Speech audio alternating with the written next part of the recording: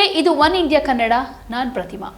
ವೀಕ್ಷಕರೇ, ಬಿಜೆಪಿ ಪಕ್ಷದ ಪರ ಈಗ ಸೃಷ್ಟಿಯಾಗಿರೋ ವಾತಾವರಣ, ಪ್ರಧಾನಿ ನರೇಂದ್ರ ಮೋದಿ ವರ್ಚಸ್ಸಿನ ಅಲೆ ಲೋಕಸಭಾ ಚುನಾವಣೆಗೆ ವರದಾನವಾಗುತ್ತೆ ಅನ್ನುವಂತಹ ಲೆಕ್ಕಾಚಾರದಲ್ಲಿದ್ದ ರಾಜ್ಯ ಬಿಜೆಪಿಗೆ ಒಳ ಹೊಡೆತದ ದಿಗಿಲು ಆತಂಕ ಮೂಡಿಸ್ತಾ ಇದೆ. ರಾಜ್ಯದಲ್ಲಿ 2019ರ ಲೋಕಸಭಾ ಚುನಾವಣೆಯ ಫಲಿತಾಂಶ ಮರುಕಳಿಸಿದ್ರೆ ಪಕ್ಷಕ್ಕೆ ಬಲ, ಮತ್ತೊಮ್ಮೆ ಮೋದಿಗೆ ಗಮನಾರ್ಹ ಕೊಡುಗೆ ನೀಡಿದಂತಾಗುತ್ತೆ ಅನ್ನೋ ಹೆಮ್ಮೆ, ಹೆಗ್ಗಳಿಕೆ ಜಾಗದಲ್ಲಿ ಬೇರೇನೋ ಕೂತ್ಕೊಳ್ಳೋ ಚಾನ್ಸಸ್ ಕಾಣಿಸ್ತಾ ಇದೆ.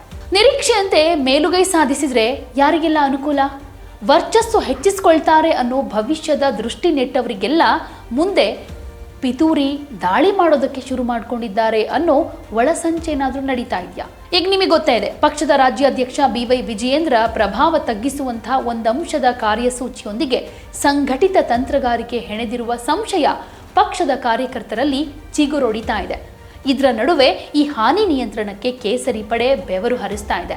ಅಸಮಾಧಾನಿತರ ಮನವೊಲಿಕೆ ಮಾಡೋದಕ್ಕೆ ನಾಯಕರು ಅನೇಕ ಕಸರತ್ತನ್ನ ಮಾಡ್ತಾ ಇದ್ದಾರೆ. ಪಕ್ಷದ ಹಿರಿಯ ನಾಯಕ ಈಶ್ವರಪ್ಪ ಬಂಡಾಯ ಬೆಳಗಾವಿ, ಬೆಂಗಳೂರು ಉತ್ತರ, ದಾವಣಗೆರೆ ಕ್ಷೇತ್ರಗಳಲ್ಲಿ ಅಪಸ್ವರಗಳು ಕೇಳಿ ಬರ್ತಾ ಇದೆ. ಇವೆಲ್ಲ ಸಂಘಟನಾ ಬಲ, ಕಾರ್ಯಕರ್ತರ ಮನೋಬಲ ಕುಗ್ಗಿಸುವಂತಹ ಗೆರಿಲ್ಲಾ ಮಾದರಿ ದಾಳಿ ಅಂತ ಬಿಜೆಪಿ 2ನೇ ಹಂತದ ನಾಯಕರೇ ವಿಶ್ಲೇಷಣೆ ಮಾಡ್ತಾ ಇದ್ದಾರೆ. ಕೇಂದ್ರ ನಾಯಕರು ತಮ್ಮದೇ ಸಮೀಕ್ಷಾ ವರದಿ, ಗುಪ್ತದಳ ಮಾಹಿತಿ, ಕಾರ್ಯಕರ್ತರ ಅಭಿಪ್ರಾಯ ಸಂಗ್ರಹ ಮಾಡಿಕೊಂಡು ಅಭ್ಯರ್ಥಿಗಳ ಪಟ್ಟಿಗೆ ಅಂತಿಮ ಸ್ವರೂಪವನ್ನು ಕೊಟ್ಟಿದ್ದಾರೆ. ದೆಹಲಿ ಸಭೆಗೆ ಮುಂಚೆನೆ ಒಬ್ಬೊಬ್ಬ ಅಭ್ಯರ್ಥಿ ಬಗ್ಗೆ ರಾಜ್ಯ ನಾಯಕರಿಗಿಂತ ಹೆಚ್ಚು ಅಧ್ಯಯನ ಹೈಕಮಾಂಡ್ ನಿಗಾದಲ್ಲಿ ನಡೆದಿದೆ. ನಂತರ ಅಷ್ಟೇ ರಾಜ್ಯಾಧ್ಯಕ್ಷ BY ವಿಜಯೇಂದ್ರ ಸೇರಿ ರಾಜ್ಯ ನಾಯಕರ ಅಭಿಪ್ರಾಯಗಳನ್ನು ಕೇಳಿದ್ರೂ ವರಿಷ್ಠರ ತೀರ್ಮಾನವೇ ಅಂತಿಮ ಅನ್ನೋದು ಸಾಮಾನ್ಯ ಕಾರ್ಯಕರ್ತನಿಗೂ ಗೊತ್ತಿದೆ. ಇದರಲ್ಲಿ ವಿಶಿಷ್ಟ ಪ್ರಯೋಗ, ಬದಲಾವಣೆ, ಹೊಸ ಮುಖಗಳ ಪರಿಚಯ, ಅಚ್ಚರಿ ಆಯ್ಕೆ ಇವೆಲ್ಲವೂ ವರಿಷ್ಠರ ರಣವ್ಯೂಹದ ಒಂದು ಭಾಗ. ಆದರೂ ಮಾಜಿ CM BS ಯಡಿಯೂರಪ್ಪನವರತ್ತ ಬೊಟ್ಟು ಮಾಡ್ತಾ ಇರುವುದರ ಹಿಂದೆ ಬಲಿಪಶು ಮಾಡುವ ಯುದ್ಧ ತಂತ್ರವನ್ನ ಹೆಣೆಯಲಾಗಿದೆ ಅನ್ನೋ ಮಾತು ಕೂಡ ಕೇಳಿ ಬರ್ತಾ ಇದೆ. ಇನ್ನು ಒಂದು ರೀತಿ ವಿತಂಡ ಮನಸ್ಥಿತಿ ಅಂತಾನೂ ಹೇಳ್ಬೋದು. ಯಾಕಂದ್ರೆ ವಿಧಾನಸಭಾ, ಲೋಕಸಭಾ ಚುನಾವಣೆಗಳಲ್ಲಿ ದೆಹಲಿ ನಾಯಕರ ನಿರ್ಧಾರವೇ ಅಂತಿಮ ಅಂತ ಅರಿತಿರುವ ಈಶ್ವರಪ್ಪ ತಮ್ಮ ಸಿಟ್ಟಿಗೆ ಕೊಡ್ತಾ ಇರುವಂತಹ ಕಾರಣ, ಆಕ್ರೋಶ ವಿತಂಡ ಮನಸ್ಥಿತಿಯನ್ನ ಬಿಂಬಿಸ್ತಾ ಇದೆ.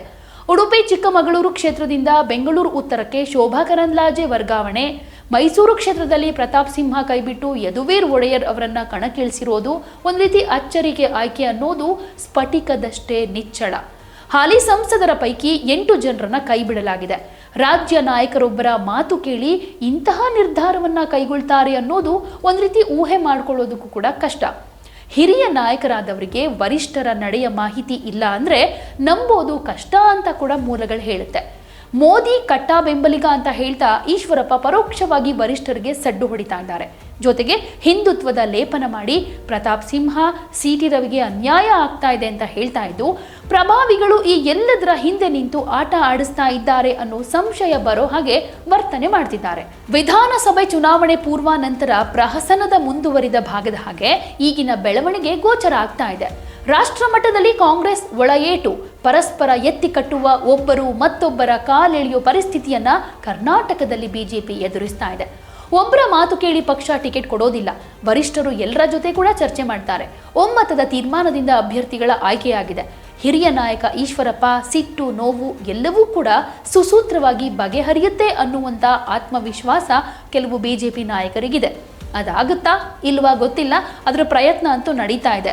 ಇನ್ನು ರಹಸ್ಯ ಕಾರ್ಯಸೂಚಿ ಪಕ್ಷಕ್ಕೆ ಮುಳುವು ಅನ್ನುವಂಥ ಮಾತು. BS ಯಡಿಯೂರಪ್ಪ CM ಆಗಿದ್ದಾಗ ಈಶ್ವರಪ್ಪ ರಾಜ್ಯಪಾಲರಿಗೆ ಪತ್ರ ಬರೆದ ಪ್ರಸಂಗ ಮಗ್ಗುಲು ಮುಳ್ಳಾಗಿ ಬಾಧಿಸಿತ್ತು.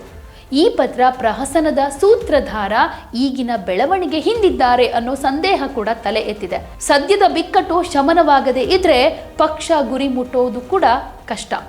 ತೆರೆಮರೆಯ ಸೂತ್ರಧಾರನ ಆಟಕ್ಕೆ ಮತ್ಯಾರದೋ ಆತ್ಮಹತ್ಯೆ ರಾಜಕಾರಣವಾಗುತ್ತೆ ಅನ್ನೋ ಬೇಗುದಿಯಲ್ಲಿ ಕೇಸರಿ ಪಡೆ ಬೇಯ್ತಾ ಇದೆ. ಸಹಜವಾಗಿಯೇ ಈ ಆಟದ ಪರಿಣಾಮ ಬಿಜೆಪಿಗೆ ಗೆಲುವಿನ ಪ್ರಮಾಣ ಕೂಡ ಕುಸಿಯೋ ಹಾಗೆ ಮಾಡುತ್ತೆ. ಸೊ ಇಷ್ಟೆಲ್ಲ ಆಗಿರುವಂತಹ ಡ್ಯಾಮೇಜ್ ಅನ್ನ BJP ಅಂದರೆ ರಾಜ್ಯ ಮಟ್ಟದ ನಾಯಕರಾಗಿರ್ಬೋದು, ಹೈಕಮಾಂಡ್ ಆಗಿರ್ಬೋದು ಯಾವ ರೀತಿ ಬಗೆಹರಿಸುತ್ತೆ? ಡ್ಯಾಮೇಜ್ ಕಂಟ್ರೋಲ್ ಆಗುತ್ತಾ? ಈಗಾಗಲೇ ದಾವಣಗೆರೆಯಲ್ಲೂ ಕೂಡ ಸಾಕಷ್ಟು ಅಸಮಾಧಾನ ಇದೆ, ಬೆಳಗಾವಿಯಲ್ಲೂ ಕೂಡ ಹೌದು. ಹಾವೇರಿ ಟಿಕೆಟ್ ತನ್ನ ಮಗಗೆ ಸಿಕ್ಕಿಲ್ಲ ಅಂತ ಈಶ್ವರಪ್ಪ ಕೂಡ ಈಗ ಬಂಡಾಯದ ಬಾವುಟ ಹಾರಿಸ್ತಾ ಇದ್ದಾರೆ. ಶಿವಮೊಗ್ಗದಲ್ಲಿ BY ರಾಘವೇಂದ್ರ ವಿರುದ್ಧ ಕಣಕ್ಕಿಳಿತೀನಿ ಅಂತ ಕೂಡ ಹೇಳ್ತಿದ್ದಾರೆ. ಯಾರು ಹೇಳಿದ್ರು ಕೂಡ ನನ್ನ ನಿರ್ಧಾರ ಬದಲಾಗೋದಿಲ್ಲ ಅಂತ ಹೇಳ್ತಾ ಇದ್ದಾರೆ. ಸೊ ಇದೆಲ್ಲವನ್ನ ಹೇಗೆ BJP ನಿಭಾಯಿಸುತ್ತೆ, ಡ್ಯಾಮೇಜ್ ಕಂಟ್ರೋಲ್ ಹೇಗೆ ಮಾಡುತ್ತೆ, ಕಾದು ನೋಡೋಣ.